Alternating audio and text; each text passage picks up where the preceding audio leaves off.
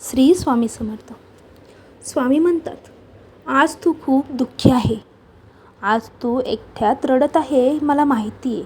पण बाळा, प्रत्येकाच्या आयुष्यामध्ये सुखदुःख येत राहतात. म्हणून सुखदुःख आले म्हणून घाबरून जायचं का? नाही. जसा नवीन दिवस उजळतो तसंच आपल्या नवीन स्वप्नांना एक उजाळी द्यायची. एक नवीन पहाट तुझी आता वाट बघत आहे.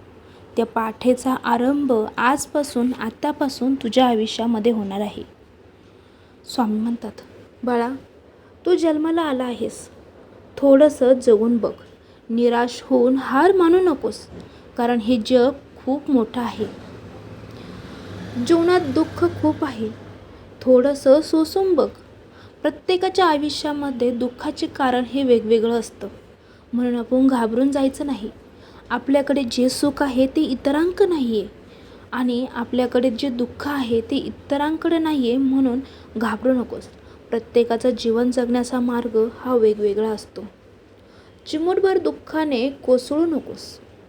चिमूटभर दुःख आलं म्हणून मनावरती घेऊ नकोस. दुःखाची एक एक पायरी जर तू चढत जाशील तर यशाचं शिखर नक्कीच तुझ्या पायाशी असेल. पण प्रत्येक पायरी चढताना तुला चटके बसतील. खडतर आहे म्हणून पाय मागे घेऊ नकोस. आपल्याला ध्येय गाठायचं याचा विचार कधीही सोडू नकोस. तू जो आयुष्याचा डाव मांडला आहे तो सोपा नाही आहे बरं का. तू जो आयुष्याचा डाव मांडला आहे तो सोपा नाही आहे. तो डाव एकदा खेळून तर बघ.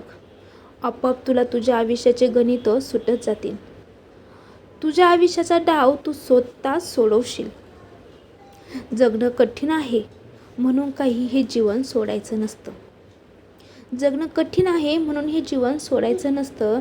रोजच्या नवीन उगवत्या सूर्याला एक नवीन मार्ग आपल्या आयुष्यात शोधायचा असता.